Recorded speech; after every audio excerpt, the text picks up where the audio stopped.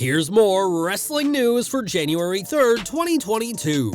And your headlines for this afternoon include: former women's champion injured at live event, help to the back after her match. Shocking backstage reaction to Big E's title loss at Day 1 revealed. Gable Steveson teases first feud in WWE following Day 1. Cody Rhodes claims AEW is incapable of B+ show ahead of Battle of the Belts.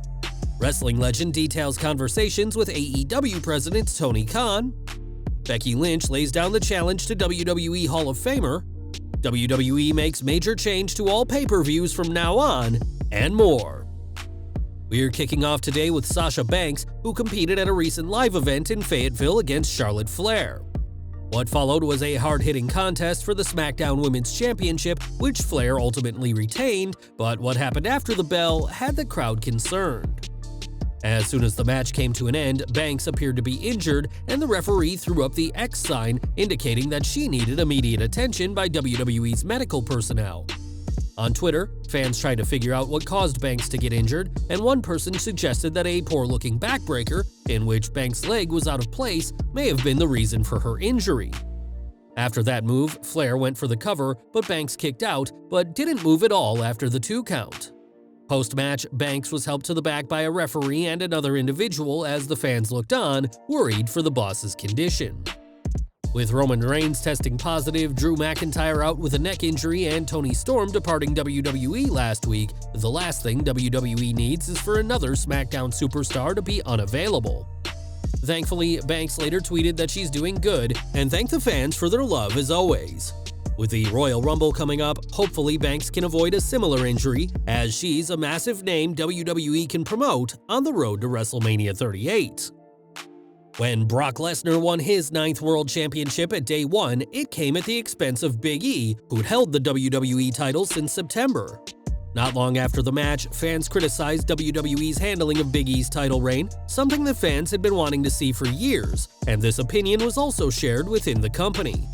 Fightful Select reports that many within WWE weren't impressed with how the company handled Big E's title reign, saying that though the New Day alum could have been a dominant champion, that opportunity was squandered. The consensus is that although Big E got wins when it didn't matter, that the more important matches saw him lose, as he came up short against the likes of Roman Reigns, The Bloodline, Bobby Lashley, and most recently, Brock Lesnar. After years of fans and wrestlers alike saying Big E had potential, the fun-loving superstar finally reached his career's peak by becoming WWE Champion, but after a 3.5-month reign which ended in an 8-minute match, time will tell if he gets another reign as champion. After the title change, it was teased that Bobby Lashley will be Lesnar's first opponent, a match the Almighty has been wanting for years now, but he's not the only name on the Beast's radar.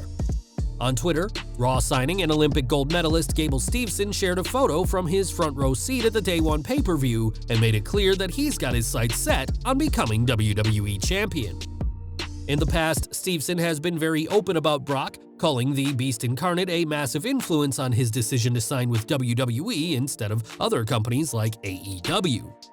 Lesnar also gave him advice during Steveson's freshman year in college, as there's clearly a lot of respect between the two sides. Whether this respect leads to a title match remains to be seen, as the 21-year-old still has his whole career ahead of him, but the Olympic gold medalist has made it clear that he wants to add Brock Lesnar's title to his impressive collection of accolades. AEW news now, as the company has earned a legion of loyal fans over the past 3 years who tune into Dynamite and Rampage every single week. On January 8th, AEW will host their first Battle of the Belts special in Charlotte, North Carolina, in what's expected to be another huge night for the promotion. Speaking to Fight and Focus, AEW Executive Vice President and reigning TNT Champion Cody Rhodes spoke about Battle of the Belts, saying he doesn't know if all titles will be defended on the night. He added, "We do know that with this being the very first special we're doing as part of the new contract, knowing us, me, Kenny, the Bucks, and Tony, that's not one we can leave to others. We are not capable, we are not able at this point to have a B+ show." Rhodes may consider all AEW shows to be A-grade events, but that's a decision only the fans can make. And we'll just have to wait and see how the Battle of the Belts is received by fans when it takes place on January 8th. AEW already plays host to several ex-WWE superstars, but one name yet to appear for Tony Khan is Mick Foley. Given that AEW programming is often more violent than WWE, having the King of the Deathmatch on their shows would be a huge win for Khan, but it's not one of his top priorities. In an interview with Thunder Rosa, the WWE Hall of Famer discussed AEW and said that he's only been in contact with Khan twice over the past year, with neither interaction being about whether he'd work for AEW. Both interactions were initiated by Foley, with the first seeing him ask how he could help the family of the late Brody Lee, with the second interaction seeing Foley tell Tony Khan to try and get the rights to AC/DC's Thunderstruck, saying it'd make for a great entrance.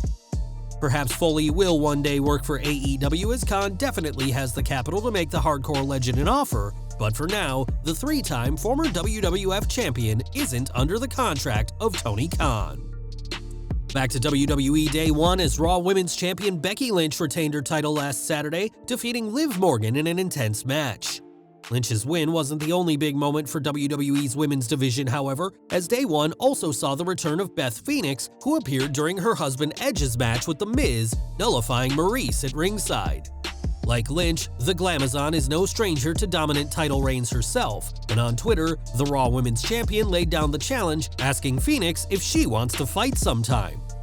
We don't know whether WWE has actually planned this match, but it's believed that Beth's return will set up an intergender tag team match, pitting herself and Edge against Miz and Maurice, possibly at WrestleMania.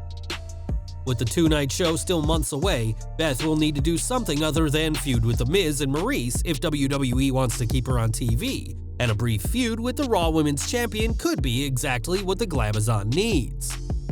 And we're ending today with WWE's pay-per-views, which won't be called pay-per-views anymore.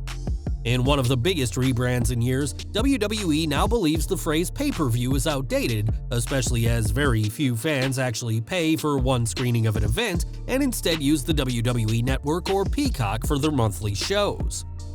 During Day 1, WWE's commentary team referred to the show as a premium live event, and in a tweet, Dave Meltzer confirmed that this is what all pay-per-views will be called from now on.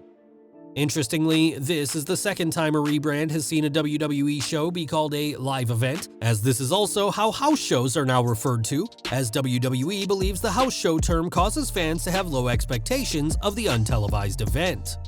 Given that WWE hasn't relied on pay-per-view buys as a major source of income for years now, this change was long overdue, and fans can now purchase tickets for premium live events from now on.